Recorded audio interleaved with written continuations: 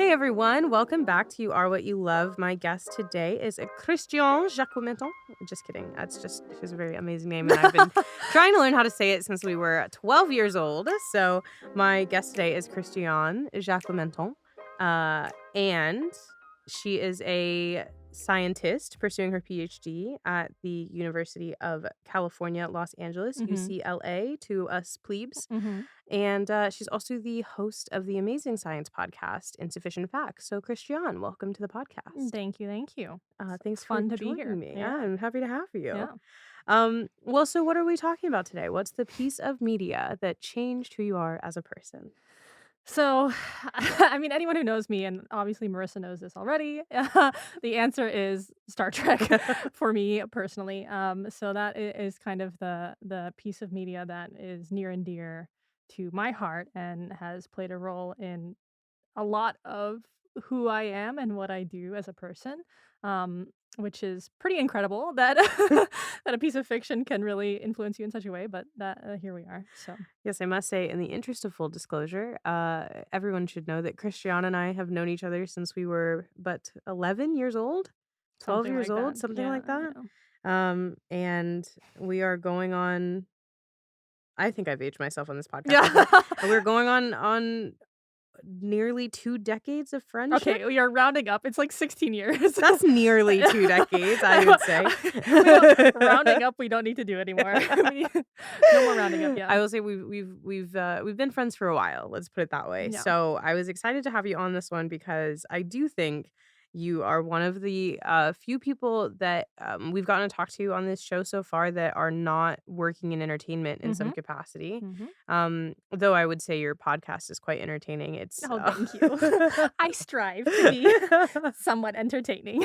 but it is also educational and Yes. interesting, and I think it's pretty cool that you have a background in getting to kind of hard science from science fiction. Mhm.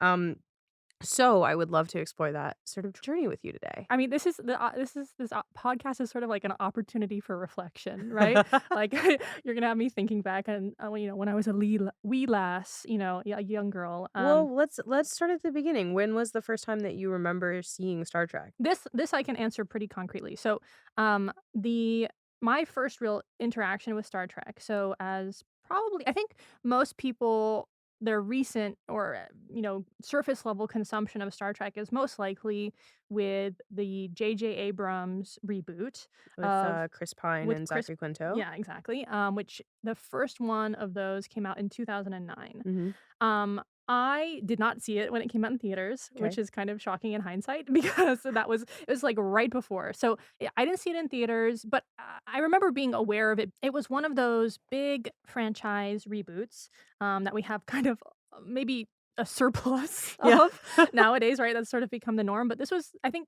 still early stages. This was one of the, like, really major reboots of a major franchise, and so it was a new opportunity. I think I have to think back, but I think, like, the last time Star Trek had any media was Enterprise, which had been a television show in, like, the early 2000s. So, it had been a few years, and that was obviously a television show, so, obviously, there hadn't been a Star Trek movie in, like, a decade or 2. Yeah. So, that was it was a kind of a big, reboot of the franchise, and so it was generally a lot of people were aware of it. It was like, people were talking about it Yeah. pretty normally every day. And I can't remember exactly how I saw it. I can't remember if, like, we rented it or, like, I saw it on a plane. I don't think I saw it on a plane. I have a feeling that, like, this was still in the Netflix days where You were ordering a yeah, DVD? yeah. Yeah, yeah. I think that probably is how this happened.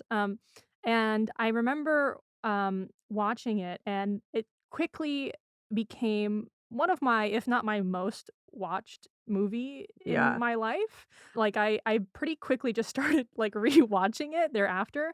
I pretty quickly became enamored with it.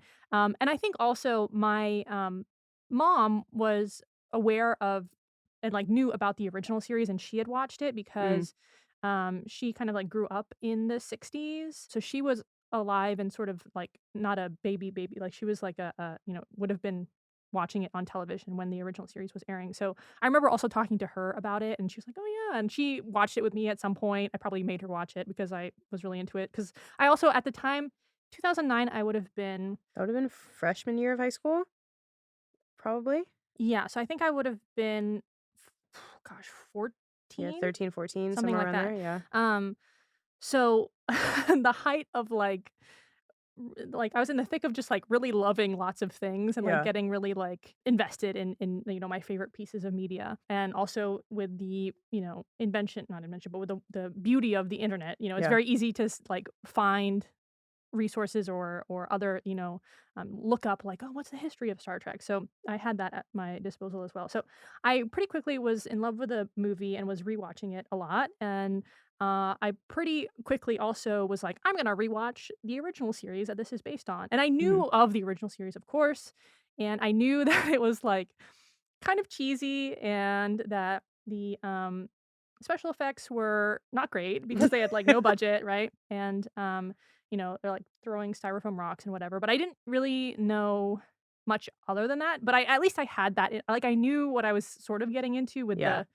With the original show. right, right, right. So I was like, I wasn't gonna be shocked that like I mean it was like 66 to 69 was when the original show aired. So Okay. so I started watching that and um I it's very funny when you talk to people about Star Trek. You usually, if you realize someone's a fan of Star Trek, you'll pretty quickly ask, "Oh, like what series are you a fan of?" Right? Because Mm. there's been so many series in the iteration of Star Trek. You have the original series, you have Next Generation, Voyager, DS9, Discovery, which is the kind of newer one. That's the one that's airing now, right? Or Yeah, kind it's of they're in their CBS? 3rd season of that, and Yeah. then Enterprise was the 2000s one, and so that quickly becomes like you're like, "Okay, which one are you a fan of?" So, you know, um, a lot of people are fans of The Next Generation because the budget was, like, a lot higher, Mm. and it's a little bit like, it's more of a true, like, science fiction television show, like, it's aged a little bit better, Better. I Right. would say. So the original series, though, I love the campiness of it. Like I love that, the Next Generation is great, and there's some really fantastic episodes as well in the Next Generation. And I love Discovery, the more recent one.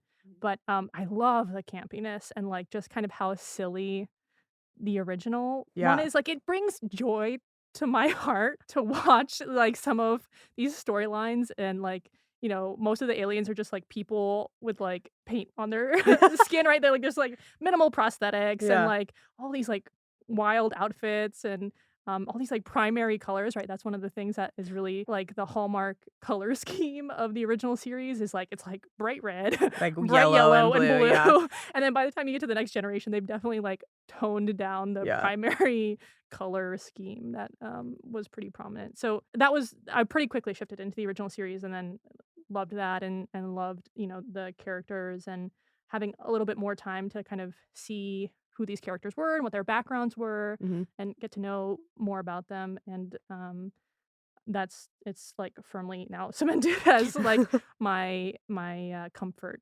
television show. yeah. Like always go back and just like rewatch episodes and have a blast every time. So they got you with the you were you saw the reboot first, which I Yeah. think is sometimes Controversial? controversial. Yeah. Yeah. I'm living proof that reboots do bring in New new fans. fans. I love And that. I know that that's like I know we're all kind of get tired of reboots, but I think, there's that argument of, like, how the studios are just doing it for money, and Yeah. I totally understand that. 100%. It's, Yeah, like, yeah, a yeah. huge, like it's like printing money, right? Like, Yeah, it's, like, yeah. an easy way to draw a big audience, but, especially for something like Star Trek, I don't know, to me, it was just, like, it had been a while since it had been afforded a really large movie Yeah. budget, Mhm. and it was just a really entertaining movie. It's Yeah. it's a really fun movie, and I know, everyone has if you're like a I know the official term is Trekkie, and I sort of, like, shy away from that designation, but that's sort of what is the common one. If you're a true fan of, like, Star Trek, people have their, like, quibbles Yeah. with the Of where you were JJ supposed to start. yeah, And and the yeah, yeah. JJ Abrams reboot and sort of the creative liberties that were taken with some of the original plots from, the original series, but, I I mean, it was entertaining enough that it drew It me brought you in in, yeah. and brought me in all the way to the backlog Yeah. of lots of, Star Trek content. Did you I think I know the answer to this, but did you start watching the original series before the reboot sequel came out? Which is such a mouthful, but just Star Trek 2? Yes. Yeah. Yes, definitely. I don't remember exactly what year the sequel came out, but I certainly had because the plot line and so the plot line of the second reboot movie is essentially the Wrath of Khan alternate universe, Yeah. Wrath of Khan, right? Yeah, yeah. Where they take a twist. Well, And that's part of why I wanted to get into yeah, it yeah, because one of the things that you mentioned is the creative liberties that the reboot right, took, and right. I think the second movie is a great example of Mhm, that, mhm. and I remember I'm actually pretty sure we saw the second one together. Very I'm likely. almost positive we did because I had not seen the original series. Yeah, and I was probably there like, "Oh, the original way they did this was" yeah. Yeah, I Yeah, definitely remember knowing the original plot line and, like, that was supposed to be this was a retelling of that original plot line from the original series. So I yeah, definitely know that I'd watched the original series before I saw the second movie, and I know I saw the second movie in theaters when it came out. So, yeah. yeah. I will say something that I think is executed well in that film, but perhaps becomes controversial, Mm. is that it's hard one of the arguments against reboots is that it's hard to do something when there's already such a big fan base that knows everything Mhm. about what happens. There's no way to surprise audiences Mhm. in any sort of way Mhm. because there's a huge fan base of Star Trek nerds that are one already kind of ready to say you did it wrong, Mhm, mhm. um, and that there's no way to sort of recreate that same magic again. Right, which is for Every reboot, not every just yeah, Star yeah, Trek, yeah. yeah. No, anything that comes from whether it's a book that's being turned into a Right, movie, right, whether right. it's, a reboot of a classic TV show, every single Right, version of that, if it exists first and right. people liked it, Mhm. there's no way to sort of please everybody. Right.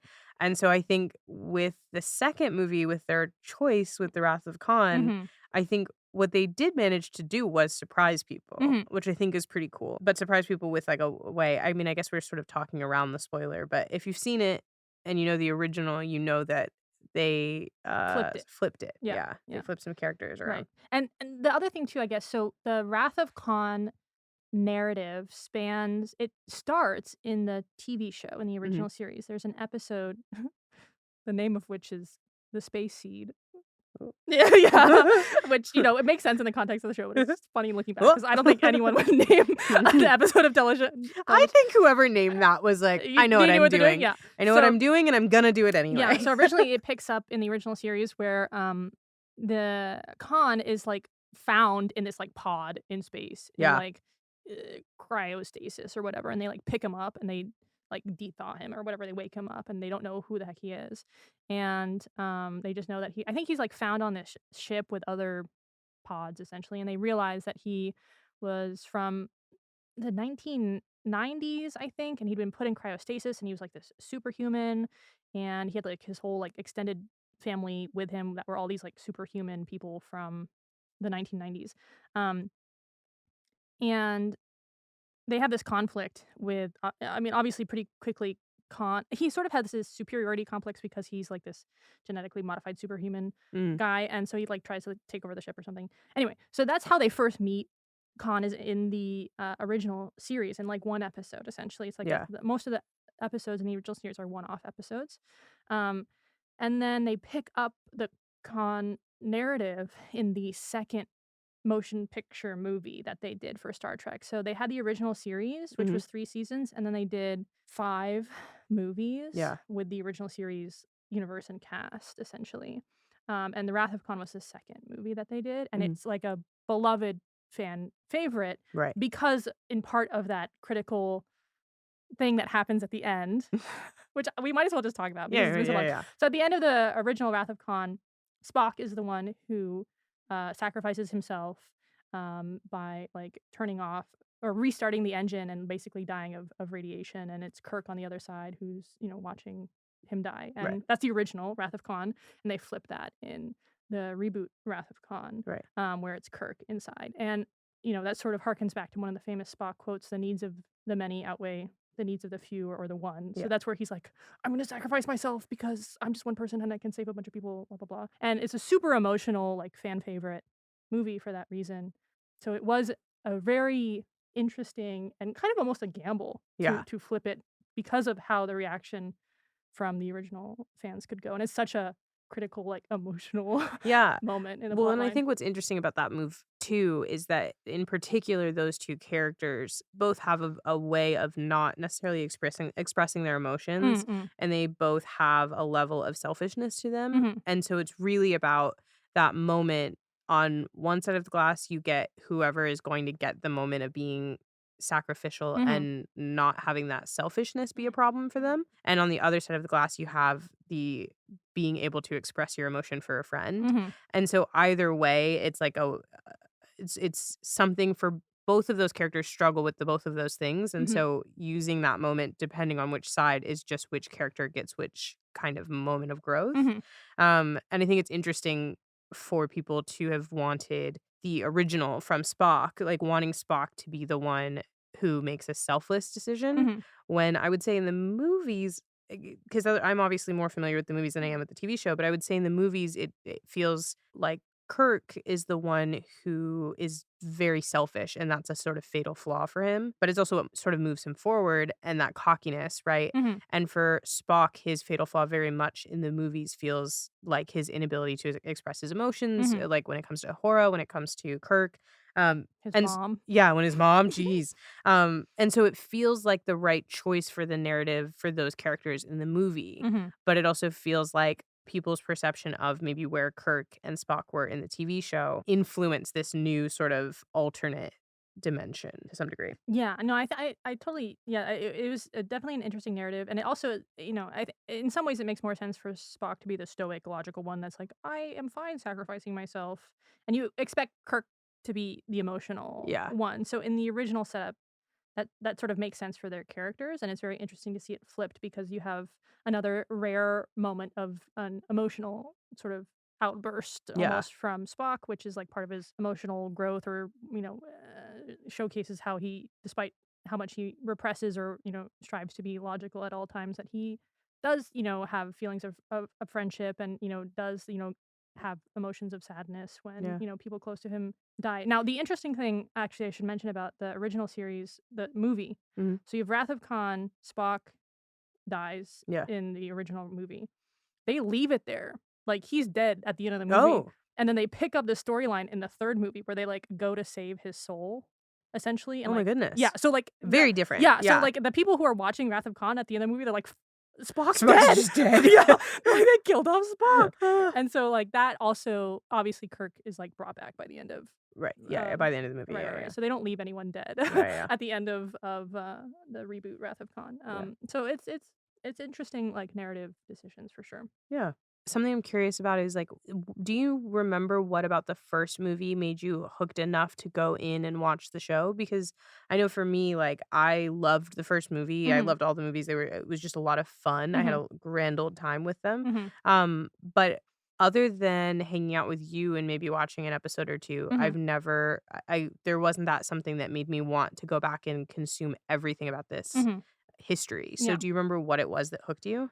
I think with most things, um, it's really the if I like the characters a lot and I want Mm. more of the characters, and knowing that there was this whole backlog of like I wanted to know like more about they don't, because obviously in the movies you're pretty limited in terms of how much backstory or character development you can give. They do a pretty good job of doing that for Spock and Kirk. Though obviously they also change Kirk's backstory Yeah, in the yeah. reboot. But anyway, so I'm sensing a purist on the other side over there. I mean, it's interesting. I mean, we have the great Beastie Boys sabotage scene with young Kirk in the reboot, which I'm always thankful for. Like, I'm never Yeah. not going to be happy that that exists, right?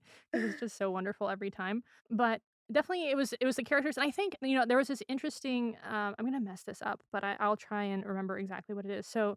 We talk a lot about Kirk and Spock, but like the third kind of person in the like triumvirate of the main characters of Star Trek, the original series, it's Kirk, Spock, and Dr. McCoy are like kind of the Yes. three pals. So you have the three of them, and someone sort of explained it like each of them is the different sort of layer of not consciousness, but you have like ego, Mm, id, and like super ego, which are like your emotional side, your logical side, and your instinctual side or something. yeah. I don't know. I'm messing that up a little I bit, do but know what you're yeah, talking yeah. about, yeah. It's sort of like they each represented sort of one of those different like major sort of character, or like how we sort of interpret or how we deal with the world as we encounter it. So McCoy is always kind of like grumpy and angry and like empathetic. He's Yeah. extremely empathetic to everyone, and he's like always trying to help and just wants to make sure that people aren't dying or suffering essentially, which is really hard when you're on Good a show goal, though. like Star Trek, yeah, Yeah. because people are dying and getting injured all the time.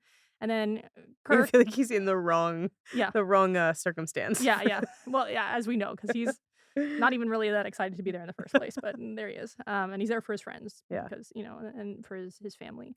And then Kirk is like the charismatic, sort of sometimes acts before he thinks, but also, is intelligent in his own Mm. and, his own way, but definitely the more likely to kind of be emotional in that regard. And then Spock is this representation of logic above all Yeah, else, right? yeah. Right. So I think wanting to know more about those characters and loving to see the interaction of these like very different personality types and the fact that they work together. But I think once I got into the original series, what really hooked me is so the creator of the original series is Gene Roddenberry, Mhm. and the original series is this sort of utopian view of the future Okay. where the world isn't like Earth isn't perfect, but we've sort of worked together to like stop infighting amongst ourselves between all the countries, and we've sort of united to explore space together, which is like the Federation essentially represents Earth. And you have this desire to find new life and explore new planets and do science and research just in the name of like discovery, Mm, right? And not for the name of conquering or like exploitation. It's this idea where like we just really want to know more about what's out there, yeah. and we are not set on like expanding territory or colonialism. And Right. in fact, most of the work that the crew does, like a lot of their work is as a diplomatic liaison between, you know, groups on the same planet or different planets that are like infighting or, like trying to achieve peace, Mm, essentially. mhm. I think at the same time, I was also very much getting into reading science fiction. Yeah. And a lot of science fiction can be sort of dystopian, sort of a more darker view of what our future holds, or just more like capitalistic, or, there's always war, like these big intergalactic wars, right? Where you have these Yeah. huge forces fighting each other. And that happens, of course, in Star Trek, because you have the Klingons, you have the Romulans. Not everyone has this vision of peace, but it was this really at the time, especially in the 60s, this was during the space race, but also at the time where you had the civil rights movement. And Mhm. so Gene had this vision of like a future where we had achieved What not were only what they were trying yeah, to achieve, right, all yeah. this like social movement and like innovation that was happening at the time. He Yeah. very much incorporated that into his vision of the future. And whether people argue whether it's realistic that we would ever achieve that or not, Yeah. it's just a wonderful way to think about the future. And I think looking back as a someone who does science, I don't really consider myself doing science that's like going to necessarily change the world. It'd be great if Yeah. that happened, but I'm not really, that's not my motivation. My motivation is really like I just want to understand how things work Yeah. and why we have the things that we have. And I've always approached it as like if I can add one little grain of sand to the mountain of knowledge, that's good enough for me because I'm contributing to the knowledge like Yeah. humanity's knowledge of how things work. Right. And that's sort of like reflected in how they approach science and space travel in Yeah. in Star Trek, right? It's all about like we just want to know how these things work and like what kind of plants are like Spock is always like so excited to like go in there, like always just like scanning all the plants and like, oh, this is a cool plant or look at this cool Yeah. rock or whatever. Like that's like half of their away missions are just like Just documenting. learning. Yeah, it's more about knowledge for just, like, Mhm. personal gain than I mean, knowledge for knowledge's sake as Yes. opposed to knowledge for personal or financial Right, right, gain. right. Yeah. Exactly. And that's I love that vision Yeah. of the future.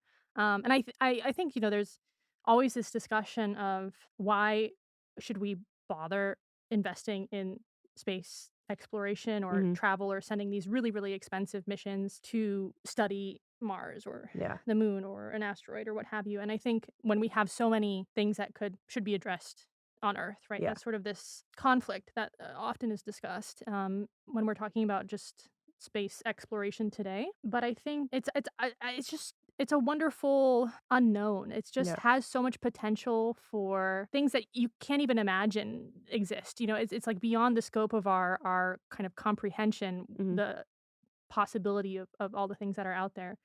And, I think it's enough to be like, we just wanna know. Yeah. Yeah. I think it's just that to me, like, that's like, I'm happy to pay my taxes if we just learn that, like, there's, one little new interesting factoid about, Venus or Jupiter or something like Yeah. that. That to me is reward enough. Um, and, there's also the argument of like, well, NASA actually doesn't have that big of a budget. If you look at like, if we divide up, blah, blah, blah, Right, blah, blah, right. and there's always, You you can can, always compare it and do that, but why spend a dollar at all, I guess, is right, the right. argument. But I think there's something really, interesting about the idea that sometimes knowledge is just worth it to Mhm, have. mhm, Because also it feels like I mean, just from, going to, like, the science center or the science mm, museum and stuff as a kid, like, there are tons of things that you end up seeing, like, "Oh, because we had to solve the problem of how to get people into space, we figured out how to do this other thing that, like, we can use this technology for on Earth that solves a huge problem." And so there's something, and I feel like maybe Star Trek kind of presents this as well, which is that, um, in solving problems like the Kobayashi Maru, mhm. um, having to solve an impossible problem and finding an answer to it, that kind of problem solving often leads to other things that could actually be really beneficial to everyone. Right. I think there's a couple different ways you can think about how science is done. One is sort of the direct path where you say, I want to create X or manufacture X, and you take the steps to do so. And so, there certainly are people, especially, maybe this is more so in like engineering or research that's being done in like R&D departments for companies or like the pharmaceutical industry, right? They set out with a goal to develop some very concrete final product. And that's certainly one way to achieve innovation is like, we want to try and make this thing. Let's get people together and make it. And that works a lot of the time.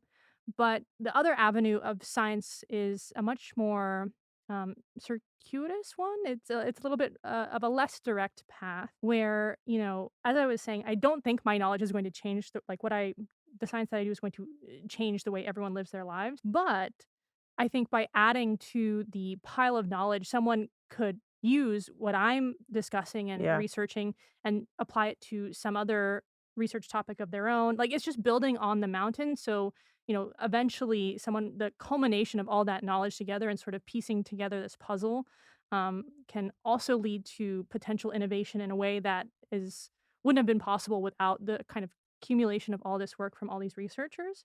It reminds me of one of the ways that we often look to find scientific papers is we use Google Scholar, which is the search engine that Google has for scientific papers. Mhm.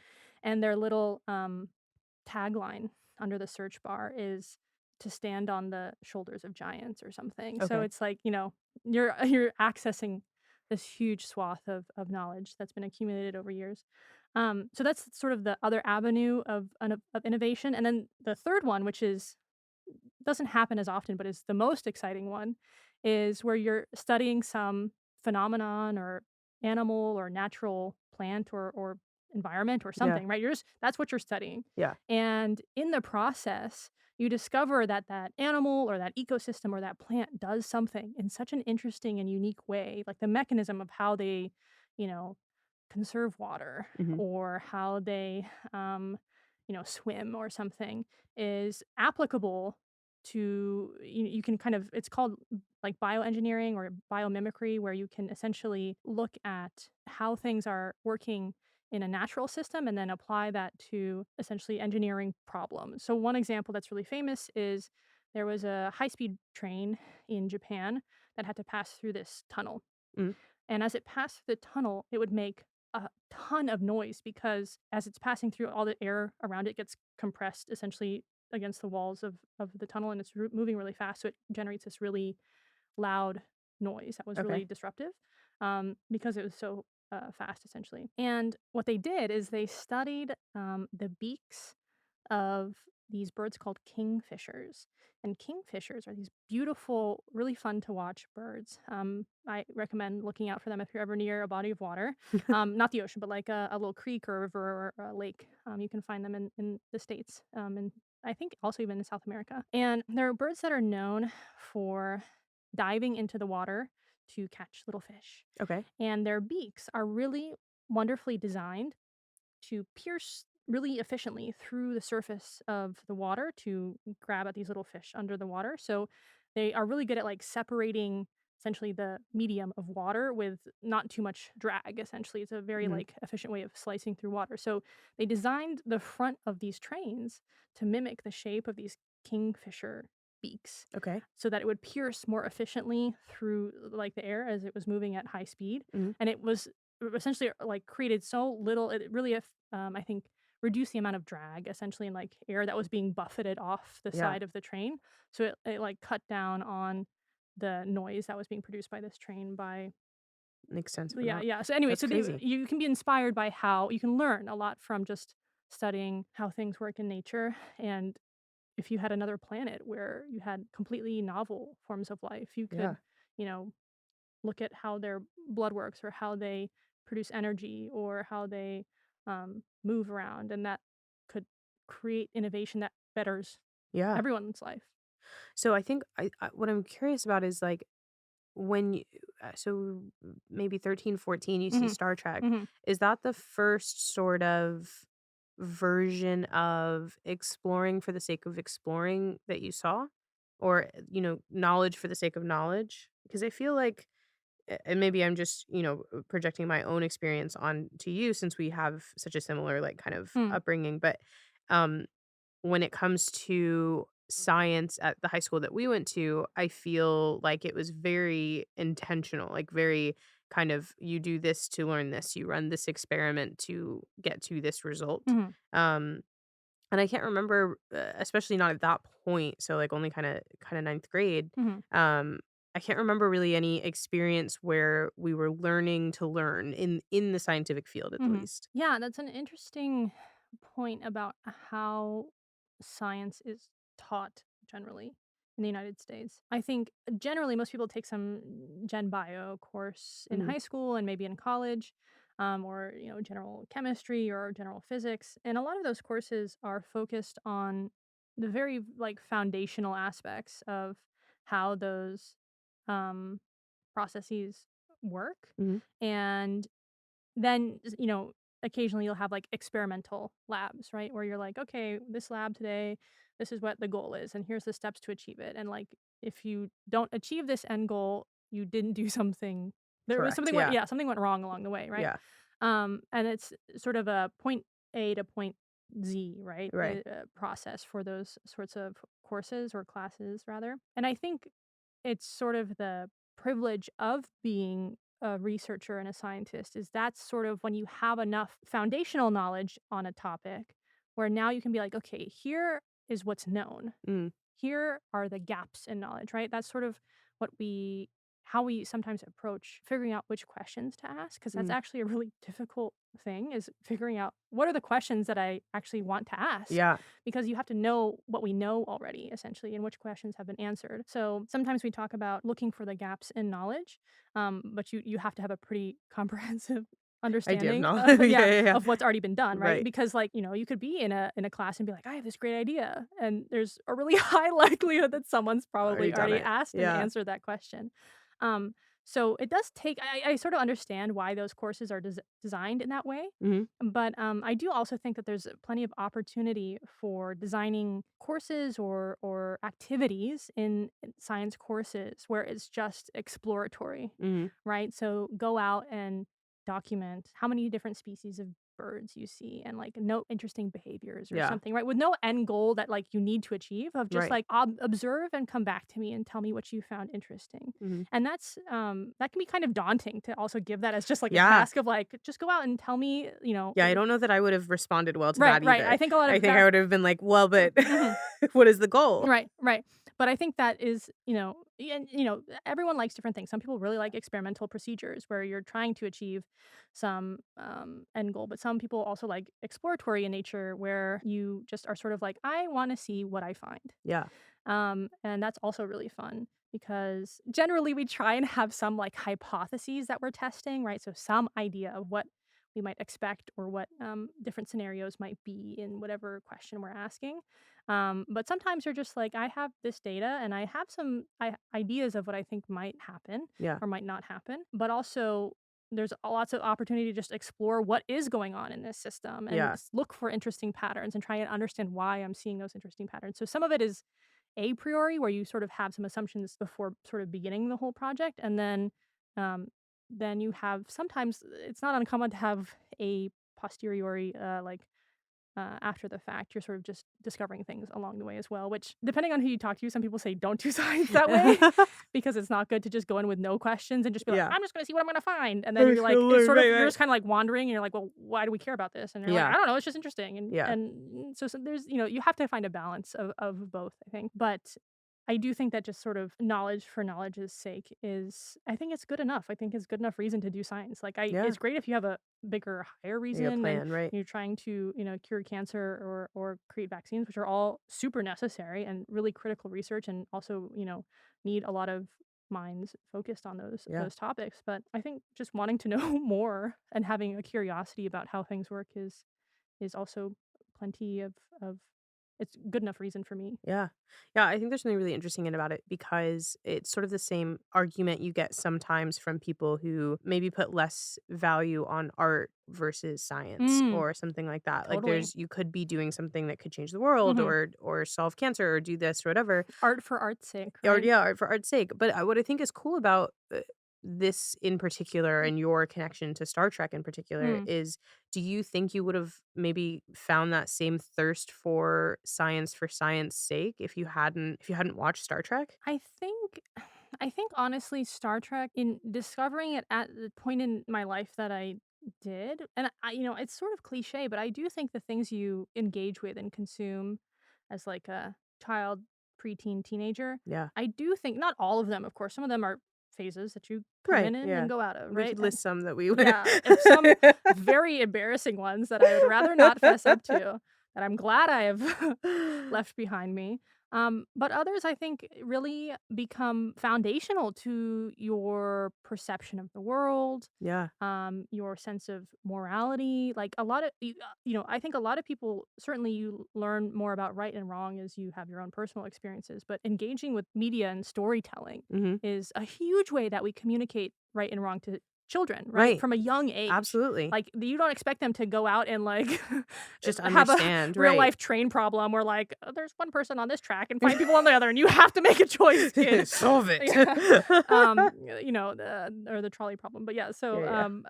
more often that we use storytelling as a device to sort of communicate morals and character building Right. for from kids all the way up until forever. I Yeah. don't think that ever ends. So in that regard, I think Star Trek just sort of served as an outlet to be like, what if we just pretended like this could be a possibility in the Yeah. future? Like it doesn't have to be, 100% real or promised or whatever, but I would rather wish for that kind of future for us. Mhm. I just like the optimism Yeah. that it presents, and I would rather strive to achieve or contribute to that in some way, essentially, than the other path, which is like the sort of nihilistic, like we're doomed and we're all horrible people who are just sucking the resources from our planet and are gonna get Yeah. stuck here, and only the wealthy will escape on their private space shuttles to Mars or whatever. I like that you bring up the optimism of Star Trek Mm. overall because I would say that you are overall a very positive person. And so I think it's interesting that that's what spoke to you is this idea of sort of this utopian future. And if we could solve these problems, what would we do with our time Mhm. to some Mhm. degree? And Mhm. for that positive idea to be, well, we would explore and find more and help other people or Mhm. help other intelligent life forms in this case. Mhm. And I think there's something really interesting about that just because of how much I think that applies to you as a person and just in general of Mm. being just generally speaking, like you've got a pretty bright outlook on life, I would say. Maybe not. I'm not saying like rainbows shoot out of your butt, No. but Yeah, I wouldn't say that either. yeah, we certainly wouldn't say that. But I would say generally speaking, you have a sort of thirst for good and a thirst for more knowledge, which is interesting that that's something that speaks to you the most out of the show. Yeah, and I think, this sort of has echoes in other parts of my life. So when I graduated from college, I had my degree in ecology and evolutionary biology, and I graduated, and I was like, okay, now what? Yeah. Because had been working at a retail job my senior year of Mhm. college, and I really had no plan of what to do next concretely. Yeah. I had some ideas, but I really was like the moment you're done with college and you Yeah. have your degree and you're like, I have no classes. I have no one telling me that I have to do XYZ to like Yeah. get my major. You're like, There's no plan. right, There's no right. requirement. Yeah. And so I was still had my job at Mhm. doing retail, and I wasn't planning on moving back home. I was planning on still working at this retail job and trying to figure out what my next step was gonna be because I had a place to live. Um, and so I I remember having this thought of like, okay, I really like retail's fine, it pays the bills. Yeah. It's not a fun job and it's exhausting and I don't see myself I have no desire to like continue working in retail or like it's not really what I find It doesn't rewarding. fulfill you. Yeah. Right. And I didn't want to like climb up the ladder and become a manager or anything. Like wanted to do well at my job, but I wanted to do something that was more fulfilling. Right. Right. It just Um, wasn't what you were passionate about. right. And I think there's always, I think a lot of young people too have this conflict of like, well, I don't love anything and I don't know Mm. what to do with Yeah. my life. Like I feel like I have to like they always say, do what you love and you'll never work a day in your life, which It's is not true. it's Yeah. bullshit. Yeah. Yeah. Yeah. It's not true. It's not true. It's still work. You will still absolutely, be run through the ringer if you're still doing something that you find. Right. Sorry, I hate to say it, Yeah, but yeah. it doesn't matter what it is that you I mean, maybe this is our pessimism, which take I undoes all know. of the Yeah, optimism we yeah. just talked about, but I will I say think I it's a think it's a realism. realism. Yeah, Yeah, it's just absolutely I think it's a very good point. It's do what you love and you'll never work a day in your life is just a bold statement right, that I don't know that I've ever met anyone who believes. right. And honestly, I don't think you have to pursue something that you love or have some great passion of. There are some Yeah. people who are like super passionate really early in their life and are like, I want to be a doctor, and then they go and become a doctor, and they've like known that from day one. Yeah. But that is the vast minority of people. I would say most people kind of figure out, well, I sort of like this, Yeah. and I'm interested in taking these classes, so I'll do this major.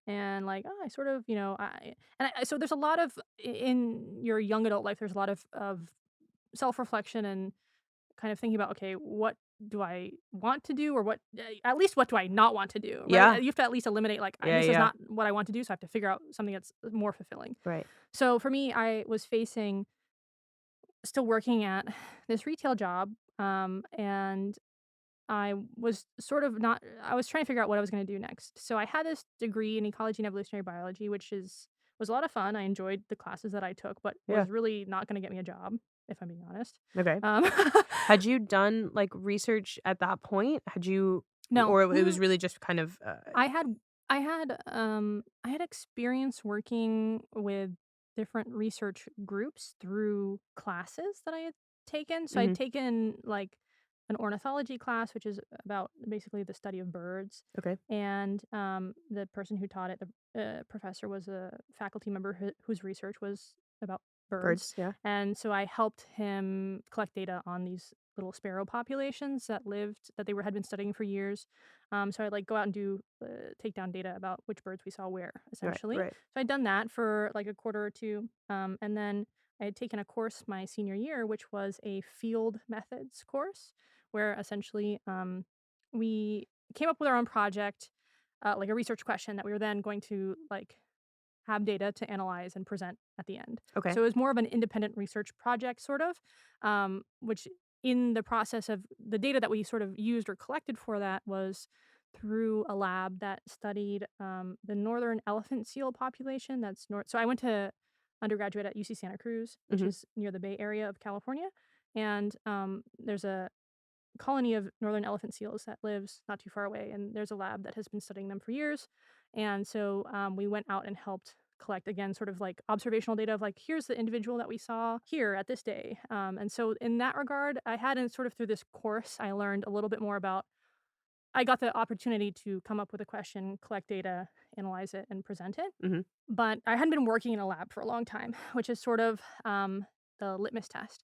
So I remember thinking to myself after graduating, well, I don't want to work retail forever. And I did like what I learned in my degree, but I don't really know if I could do that as a job, as a Yeah. career. Because Right. for me, I was sort of aware of the fact that it's one thing to like enjoy courses, it's another thing to do that job day in and day out. And there's a tedium, of course, in any job. There's like a, Right.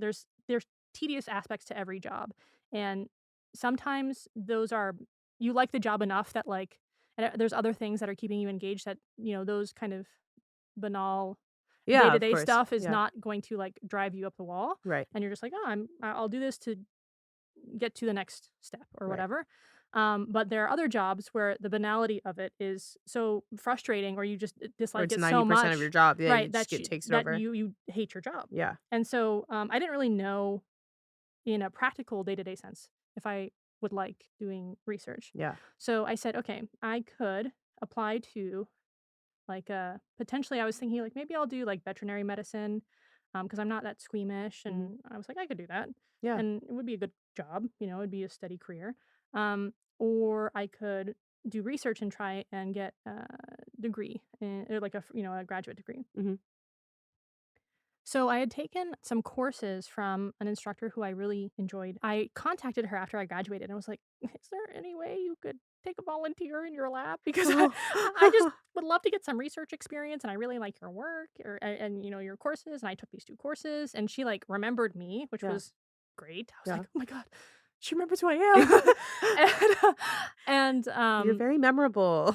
well, in college, I have to say it's amazing. In college, because I also now have the hindsight of having been a TA for Yeah. so many college courses at UCLA and You're been like, "I on that wouldn't side. remember you at all." Well, no, not that, but like all the advice that I give to my undergraduate students at UCLA, I did not follow that advice as an undergraduate because I'm always like, go to office hours, ask questions, email me, like Yeah. work together. I was like, never going to office hours. I was like, always like, "Ugh, I don't know if I have any questions. Like, I'm just going to work on this on my own and trying to figure it out. And if I fail, it's my own fault." Oh, Like, no. so anyway, so it's funny looking back because I'm like, why was I think actually, you know what, too, this is a side point that I will quickly move past because I want to get back to my main topic, but I definitely was more introverted starting college. Mhm. Like was I was really not a very social person, and I wasn't super into like raising my hand in class or whatever. And working that retail job, I will say,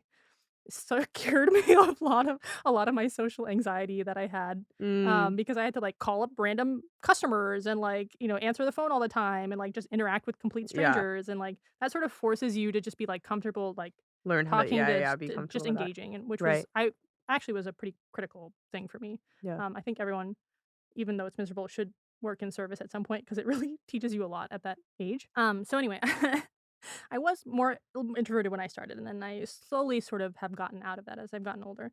Um, so anyway, back to so I was emailed this instructor. I really liked her work.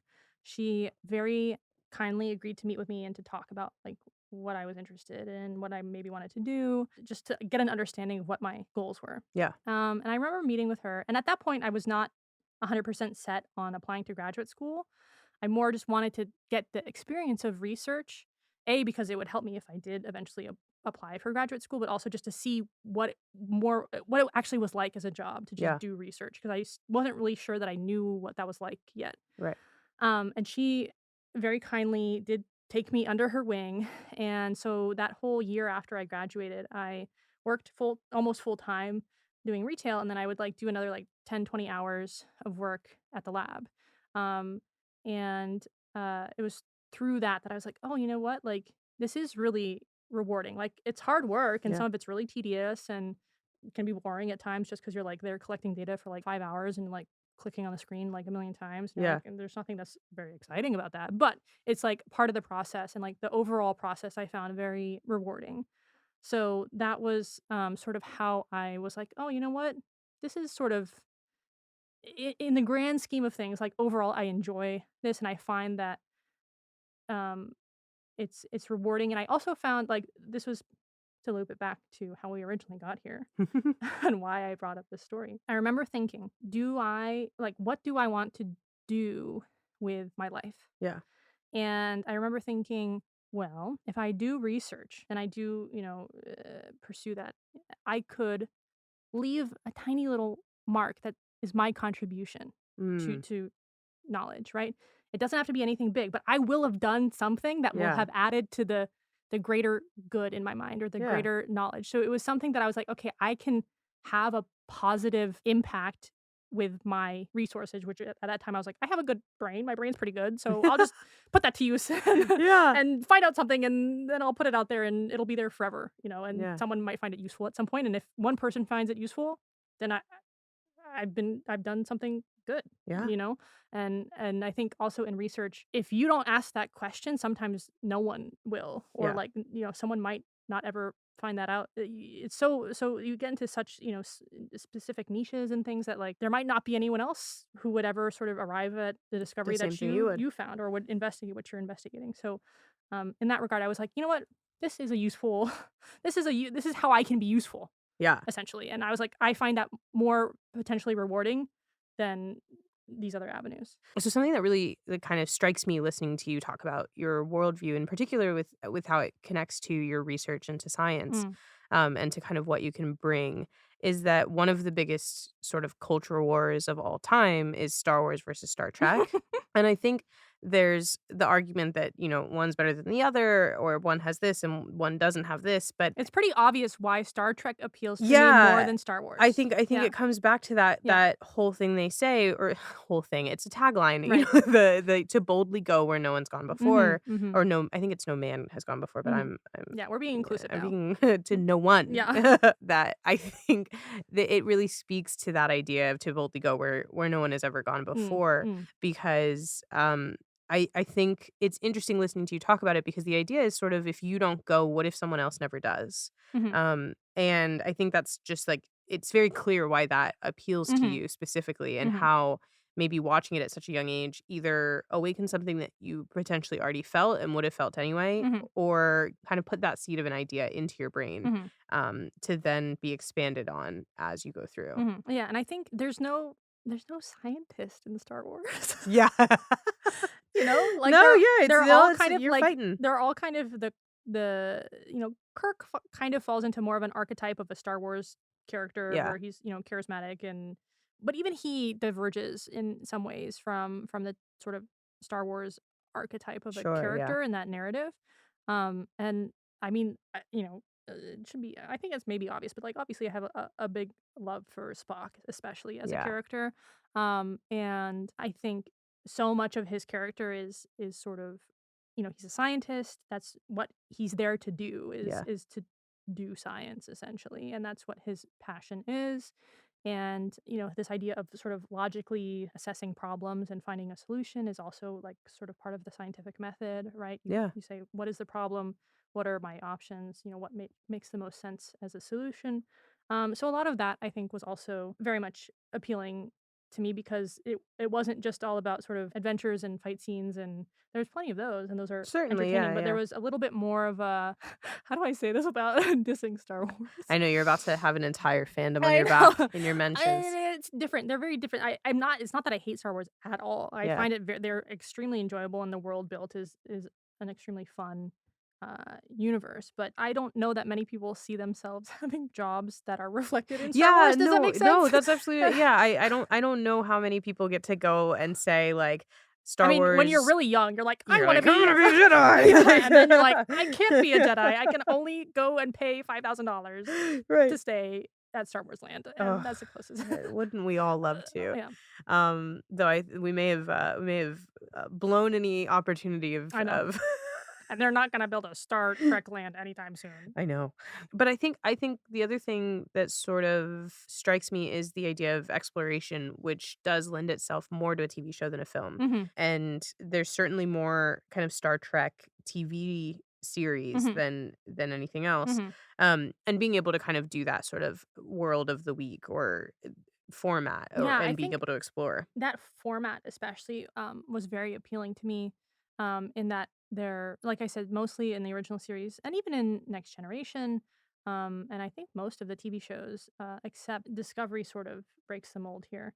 But a lot of the early TV shows were one-off episodes where the entire story is told like, they have these adventures, Yeah. and it's told in an episode, maybe 2 episodes is the most, and then they move on, and they do a Yeah. new something new. So they're episodic, and the other show that I really loved at this point in time was also another sort of episodic mostly episodic show, which was The X-Files, Yeah. which had another scientist woman, Yeah. Dana Scully, who, she was like a a doctor like a doctor of medicine, and she was sort of the logical Mhm. science-y figure Yeah. from the duo in X-Files. So Dana Scully and Spock were like at the same time they had very there's a reason I liked and was drawn to both of those characters and both of those shows because I also really like the episodic nature. And yeah, it allows for a lot more um exploration because every episode you can have a new world Yeah. and a new, interaction with a different species of alien or a new, like weird scenario they find themselves in or time travel or whatever. Like there's a lot of fun you can have and totally different avenues you can explore in that TV format. Yeah, in that space. Something that I think is interesting is maybe the characters that you found yourself so drawn to are characters that are not they're not the like lead. I mean, Spock and Scully are both lead characters, Mhm. certainly, Mhm. but they are the ones who sort of play second fiddle Mhm. to some degree. Do Mhm. you feel like that was maybe any sort of specific thing that you were really drawn to at that age? Hmm. That's a good question. I've actually never really thought about that. I probably I mean, it's not I loved Kirk Yeah. and I loved Mulder. Like, it wasn't that I disliked their characters at all, and I certainly loved the interactions that they had with the other cast and crew of their respective shows. But I do think there's something appealing about it because this maybe was perhaps an old trope, and maybe things have changed a little bit, but certainly the lead character was usually a man, and then usually charismatic and like Yeah.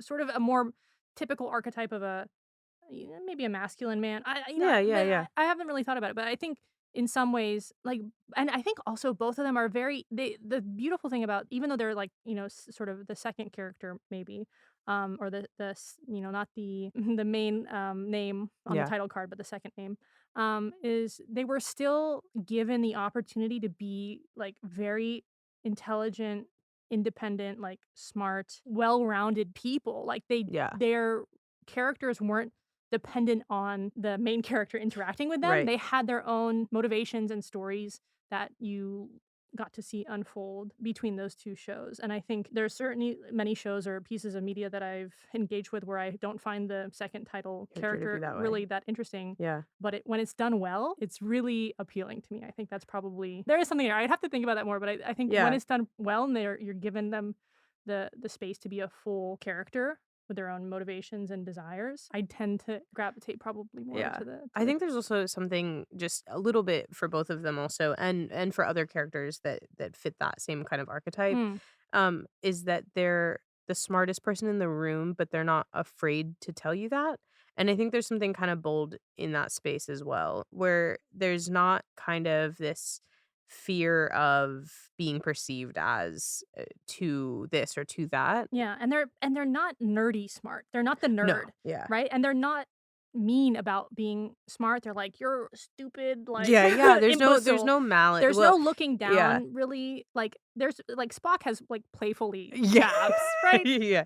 Which, Yeah, that's he can have a little bit of a little bit of some little sassy one-liners, Yeah. but they're more entertaining and, like, taken in good fun by the people he's directing them at for the most part. But I think, yeah, it sort of showcased like you can be smart and like logical or intelligent and also like not be the weirdo in the Yeah, room or yeah, something. You and know, I like I it's think just there's like something, like, to that for especially for young women, because yeah, I think there is sort of like, okay, well, if you're gonna be smart, yeah, you're gonna be over there with no yeah, friends, yeah, and, I think, like, there's something really powerful about being able to latch on to characters that are like, "No, I know what I'm talking about, here's the answer, yeah. and also I'm funny and a little snarky, This is and" gonna sound so stupid, but I've always tried to be, I try and straddle the line, or I don't wanna be uncool and nerdy.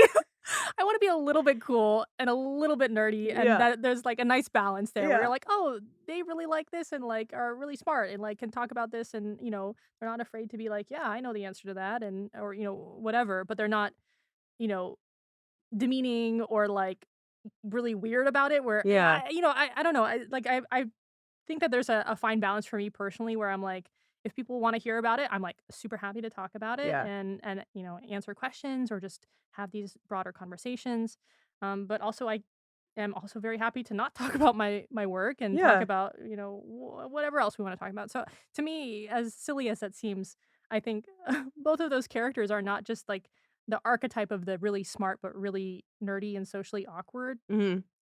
Yeah, character. it's not a Big Bang Theory Right, or right, and something like and they're that. well respected and, like, have, you know, like, social interactions that are and friends and things that Yeah. are like every other person, it's just that they're also smart, Yeah. and I that's I liked being like, "Oh, yeah, Yeah. you can do both," Yeah. you know? You And can. especially as a woman, yeah, I think there's Yeah. you can sometimes be, pigeonholed or whatever and be like, and some people it's very weird, but some people do find it a little intimidating when they realize that they're like for me or even my other friends in my program, like if you're talking to someone who's not in sort of an academic circle and you're like, yeah, I'm getting my PhD in science.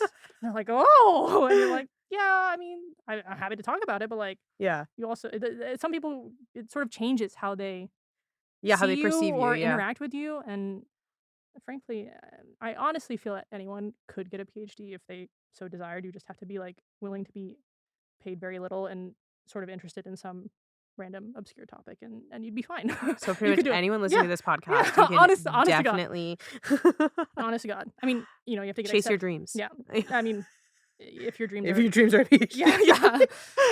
And even then Uh, you still gotta figure out what you're gonna do after that. But, regardless, I think that the wall that we put up, we're like, "Oh, it's this lofty achievement." I mean, Yeah. you've gotta put in a lot of work, and it's You're not right. easy, but, like, But it's you have to not put a lot of work in yeah, anything. Yeah. exactly, exactly. I think that's really cool. I would say, just from knowing you personally, I do think you straddle the line very well. Thank you. Because I would say it actually is very funny every time, like we have a group event or people Mm, meet you or whatever, and I'll mhm, reference you later, or like, oh, Christiane will be there. mm. Everyone is like, oh, the girl, she does the dog science, and Yes, that's how I know that that's how your, like, group of friends knows me, which is very entertaining to me because it's just, like, funny because 'cause they're like, "You've been studying those dogs?" And I'm like, "Yeah, yeah. I've been studying those dogs. Still working on it." So glad you could be that. Like, all my friends can be your sort of like weird uncle at Thanksgiving. So you still checking on those Yeah, dogs? yeah. But I do think the fact that people remember speaks to the fact that you're willing to be like accessible about it. Absolutely. Because otherwise they'd be like, oh, that annoying, Yeah. uh, demeaning, Yeah. rude science person Like, who do I not don't ask even her about care. what she does because Do not, like, it's like when you ask someone about their day, like, yeah. how's your day going? And they're like, well, let me tell you. Yeah. But one thing I do want to, I think it's a happy memory that we share that I think comes very close to what we've talked about today. Mm. So I wanted to talk a little bit about it. Is the moment that we got to see two Spocks in one room. God. So I'll let you talk about it, but tell us about our experience that we had. Yeah, so, this was when we were still in We no, had to still be in high yeah, school. we had to still be in high school. So we both grew up in Los Angeles, and went to high school in Los Angeles, and that's where we are currently living and recording this this episode. This Um, podcast is sponsored by Los Angeles. right. So I would believe that this is it must be, middle to late high school. I Yeah, don't we could remember. drive, so it had to be. Yeah, it has to be the Yeah. last year or 2. So 2011, 2012. I was firmly in love with Star Trek at this point. And obviously I brought Marissa along for the ride, or she was kind enough to acquiesce to the fact that, yeah, this is entertaining, and yeah, we can have fun doing this. I'm happy to watch Chris Yeah, Pine do pretty much anything. yeah. So And it was a really interesting intersection of a couple of different things. So there was our love of my really big love of Star Trek, and also the fact that Leonard Nimoy, who was the actor who played the original Spock in the original series, and also reprised his role in the reboot as the Spock from the yeah, alternate yes, timeline. yeah, Yes, with my favorite line from the movie. yeah, yes. Um, Should we say it? No, just when he comes in and he mm, says, I am and shall always be your yeah, yeah. friend. I was just like, I'm Oh, very such emotional. such a good Yeah, friendship. Whew. So at the Leonard Nimoy was he was pretty old at this point. I think he was in his 80s, and he has always been sort of a big patron of the arts, Mm. as well as his career in television and movies. He also I think wrote poetry, and he had been for many years also taking photographs Yeah. as black and white photographs as another form of artistic expression, which he was fairly well known for as well, for these photographs that he had taken. And he also was like a patron of the arts. So, and he's like a lot of things have been named. He sort of donated money to a lot of places in LA that are named after him because of his like generous donations. So, I believe at the Griffith Park Observatory, there's Mhm. a Leonard R. Nimoy Theater. Oh, I didn't know that. I think also at the Hammer Museum, there's like a Nimoy. I can't remember, but he was a Hammer Museum's definitely where the event yes, was, but yes, yeah, yeah. yeah. So anyway, the Hammer Museum. So anyway, he was going to be talking about his photography, um, sort of to expose you a little bit. In high school, we both took a photography class as one of our art classes, Yes. and this was like ninth grade. And so we both were still sort of fresh off of getting involved In like photography, in yeah. photography and like the manual photography where you Yeah, like we've been it's shooting on film. film Yeah. and you go into a little dark room and expose your negatives, and that that's how you get your photos. So the kind of original kind of manual method of photography. We had dabbled in that, and actually Marissa dabbled in it much more than I did. I took Yes. the course, and I really enjoyed it, and I had fun. But she was pretty seriously doing photography at the time. Yeah, yeah, yeah. Yeah, what a different world that was. It was. I mean, honestly, it's so No. fun. No, and no, I loved it. It's just it's so funny to, like, think back Yeah. about it because I think even at that point when we went to this event, I think Mm. at that point I was sort of like, am I like, I wanna be an engineer, but if I Mhm. wasn't gonna be an engineer, I like, writing was so not on my mind at the time. Mhm. And I was like, I would be an editorial photographer. Like, I wanted to do Mhm. really big spreads, Mhm. like GQ and, Right. Right. like, Right. those types of things. Concert photography. Yeah, concert photography, my god. And, yeah, no, so So we were both interested in both photography and art in general, and I think honestly we're very I think well-rounded people. We have both enjoyed not only photography but dance mm, and writing, obviously, and yeah, fiction and literature. We're all big we are parts. Renaissance women. Yes, but also as Marissa was just explaining, and obviously from what I do, we also had these sort of like STEM interests as Yes, well. yeah. So there was a event at the Hammer Museum, which is a museum located in Westwood in Los Angeles, which is essentially the neighborhood that UCLA is in, which is kind of funny It is because funny to think about. I never connected yeah, those 2 yeah. things. So everything loops back around. um, and so there was an event at the Hammer Museum where Leonard Nimoy was going to be talking about his photography, Mhm. and I believe they were going to be showcasing some of Yeah, his they showed photography, and they some, were going yeah. to have a conversation between him and Zachary Quinto, who Yes. was the actor who represented Spock in the reboot series. So we said, we have to go. This is a once in a lifetime We said, opportunity. Which, "Hold our horses yeah, and our bags will be right there." yeah. So neither of us lived close to the Hammer No, Museum, and our school was not close to the Hammer Museum. not at all. And we were like, you know what, we're still going. And so the two of us, we got tickets and got to sit in this little theater at the Hammer Museum and listen to a conversation between Leonard Nimoy and Zachary Quinto about Leonard Nimoy's art and sort of his legacy of art and his photography was really wonderful, especially because at that point, Leonard Nimoy was still doing some public events, but his health was not great, Yeah. and so he wasn't really doing a lot of like public events or speaking, and so it really just was a wonderful Yeah. memory. And I will say that I do remember where I was when I heard that he died, Yeah. and I cried. Yeah. I was extremely emotional. Um, so he, yeah, I mean, the both of them, it was just really wonderful to kind of hear them talk about art and in all its forms. Yeah. And yeah, it was a wonderful Yeah. memory. I something I remember really really powerful about both of them was like sort of the respect that they just held for each other Mm-hmm. after holding such a Mm-hmm. such a big mantle. Mm-hmm. And I think sometimes you don't get to see that between people who are sharing the same character over Mm-hmm. generations. It's like a lot of times there's that original person who really originated the role and believes Mm-hmm. that you shouldn't be rebooting it, or Mm-hmm. there's the kind of young star who's like, "Well, it's mine now." Mm-hmm. And there was just something very warm and just like a true friendship between Yeah. the two of them. Absolutely. And I think they had the opportunity to interact in the first reboot movie Yeah. because they were both acting in it, so they got to spend that time together to like discuss the character. And this is me interpolating. I did not ask them if this is the case, but but yeah, absolutely. It was very clear that they held each other in very high regard and Yeah. had a lot of respect for each other and really enjoyed and really respected what the other person had to say and their Yeah. insight, and found them both to, it was a wonderful dynamic to sort of just hear them talk. Yeah. Did you, because I think for me, I was excited to be there because I was excited to kind of share that moment with you and Mhm. watch how much it meant to you. Mhm. But was there something particularly special about getting to see two Spocks, like two kind of people who've held this character for you? Like the first one, I mean, obviously Zachary Quinto was the first Spock you saw, and then Mhm. going back to see Leonard Nimoy become or to sort of originate that Mhm. role that brings you into something that matters so much to you. Mhm. I feel it feels kind of like a once in a lifetime opportunity to Oh, get to see that. yeah, absolutely. I mean, I think going in, we knew that the focus was gonna be about Leonard Nimoy's photography. Yeah.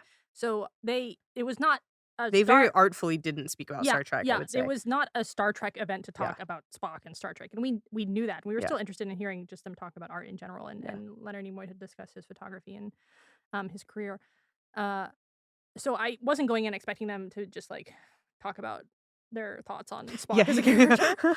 Um, so in that regard, I mean, but it was still really wonderful to see them, and I think I I tend to think that I have perhaps a slightly different perspective on seeing celebrities, quote unquote, Yeah. because I grew up Right in down the street. LA. Yeah, yeah. Um, I tend to just like the character is the character, Yeah.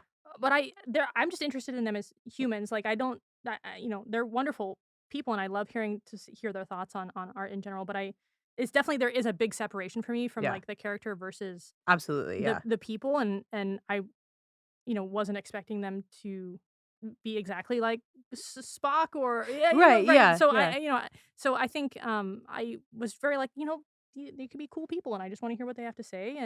and sort of learn more about them as people outside of necessarily their shared role as um Spock. But I will say that it being them in particular was extra motivation to go because I was just like, I know that I really like these people just from the character that they've acted, and I just want to hear what they have to say, and it'd just be nice to see them because you don't always You don't get get the a chance. opportunity to do Yeah. that. Yeah, and I wasn't like, "Oh, I have to meet them or Yeah, get them to yeah. sign or anything. Like, I was just like, it's cool to be in the same space for a little bit, just sit there and Just breathe listen." it, yeah. Hmm. And I will say his photography was really really wonderful as Hmm. well. Not to some degree. I don't know what I was expecting, so I know that it's going to It sound wasn't. weird to say Yeah, it's not what I was no, expecting. it isn't if you're not familiar. Yeah. Yeah. But it's really, I mean, if anybody listening has never looked at that part of Leonard Nimoy's work, I would recommend. Hmm. It's just it's very very personal, uh, fine art, Hmm. I would say. Hmm. Um, so it was great. It Hmm. was a wonderful time to get to spend that time with him.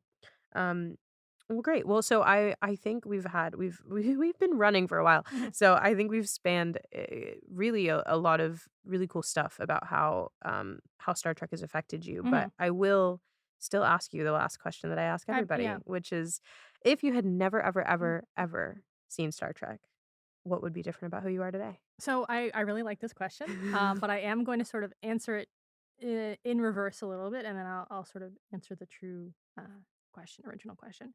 So one thing that I've sort of have been saving to talk about in terms of uh, my particular impact that Star Trek has had on me in getting me to the career that I have is in I don't know high school is a difficult time for a lot of people. No. I hate to break it to you if you're in high school, but it's not all, sunshine and flowers and the best time of your life or whatever maybe it is for you, but for Hope most you know people what? I hope mhm. so. For most people, it's not. And I think it's also a time of a lot of self-discovery, but also self-doubt and insecurity, and you're still kind of a kid and, like, don't really know how to you're gonna mess up, you know? Yeah. So the discovery of Star Trek at the time that it happened for me was pretty interesting because when I was in elementary school, Mhm. which was before we met, Yeah. Before we met. but we'll loop back to high school. When I was in elementary school, and my mom still has this somewhere, I believe. I did a project, and I really do not remember what the prompt of the project was. It was something like find a historical figure that you find really cool and tell us why you find them cool or something. Okay. And I don't know how I arrived at this, but I essentially did an astronaut Okay. for my project, and I was, like, really interested in being an astronaut at, like, a very young age. I really, really, really was enamored with, um, space and being an astronaut at that age, at a young age in elementary school. And I remember really liking it in elementary school and then thinking, "Yeah, I could do some kinda science or something, and that might get me a career to be an astronaut." I was like, I Mm. wasn't really sure what the pathway to being an astronaut was, but I Yeah. knew that it was, like, sciencey, Yeah. and you could go in space, and that would be cool. And, in the naivete of youth or whatever. But that sort of kernel of really loving the idea of, again, looping it back to astronauts do that literally just for knowledge, Yeah. right? It's something that is A, really risky and dangerous Yeah. and can impact your health. And like, there's a lot of sacrifices it demands of you. And you also have to Sure. be like in really good shape and like really, you have to, there's a lot that comes with that job. And it's really for the goal of just discovering new Just to know things. things. Yeah. Yeah. And just figuring out sort of the scope of what we can achieve, Yeah.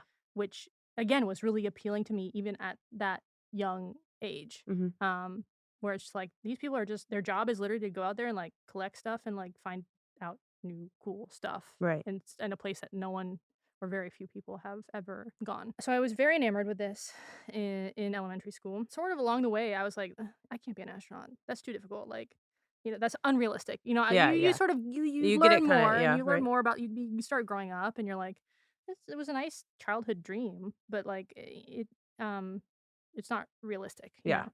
And early on in high school, I really didn't know, as most kids don't really know what they want to do. So if we find out this timeline, right? So, and also the other explanation I should give is our high school was like sixth grade through 12th grade. So 7th. seventh grade through 12th grade. Girl. Whoops. Been a couple of years. I forgot. So when I first started engaging with Star Trek, we said I was about 14 or so, probably. And then by the time we saw Leonard and Yeah, we Zachary, had to be it was 16, yeah, 17. yeah, yeah, Yeah. yeah. Um, so obviously I was like still I was still really enjoying Star Trek throughout these like several years Yeah. of high school. And I remember in the process of applying to college, which was kind of traumatic, I'm not gonna lie.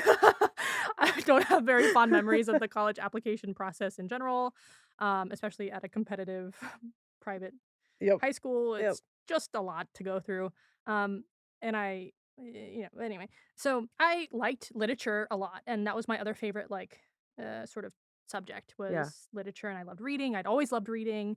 And I liked writing, and I was like, oh, maybe I'll do that. But I also liked science, specifically like biology. I struggled very much with like chemistry and math, like, and even physics. A lot of physics I found challenging. So it's not that it came easy to me, but I found that at least with biology, there were aspects of it that I enjoyed. And I remember talking to like my friends later on, like junior, senior year, when we're in the midst of really thinking about where am I going to apply to college and what am I going to think about majoring in? You Yeah. have to have these all kind of big thoughts about what you're going to do next. And it's a pretty major transition period in most people's lives. I remember thinking, wait a minute, why why can't I be a like, Mm. why can't I came back You came around, all the way around. and I Yeah. was like, I could do that. Like, it's not, I mean, of course, it's unlikely, Yeah. but it's something to, like, pin up there and be like, even if I pursue, any kind of degree in science, it's, like, kind of taking me on that path that was so appealing to me as a young child, Yeah. and I think honestly, and this might sound silly, but I really do think that Star Trek played a role in, like, me realizing, like, this could be a career, like, Mm. whether it's an astronaut or not, but, like, in the related realm of just science and what have you. I sort of was like, "Why have I sort of brushed this off Yeah. for so long?" Like, I could do this if I just majored in science, like, Yeah. why not? Right. And so, and obviously, like, what I do now is evolutionary biology, so it's not, like, broadly applicable to, it's not astronomy, it's not physics in that regard, but Sure. it's still I there's a You could lot be of useful when they get to the planet, though. Yeah. And it's more about, honestly, the scientific process and how to think about these big questions and break them down into manageable parts to answer those questions, which Yeah. is really the most kind of fulfilling part. And I just like answering or thinking about big questions. Yeah. And so I don't think that I would have had that realization of like, why not Yeah. try and do this Yeah. if not for my like love of Star Trek and coming into science fiction at that age, Mhm. because I just wouldn't have really, I don't think I would have thought to really seriously pursue it. Yeah. I mean, maybe but I really, I might have, but I don't think I would have, honestly, because I really distinctly remember having this like, why can't I be an astronaut? Like, Yeah. I'm going to college, I can choose to major in something that's like Someone's gotta do it. right, and Yeah. and this was just sort of like I had sort of been lost in that of what I wanted to do or Yeah. what I should pursue and why I should pursue it for these difficult questions.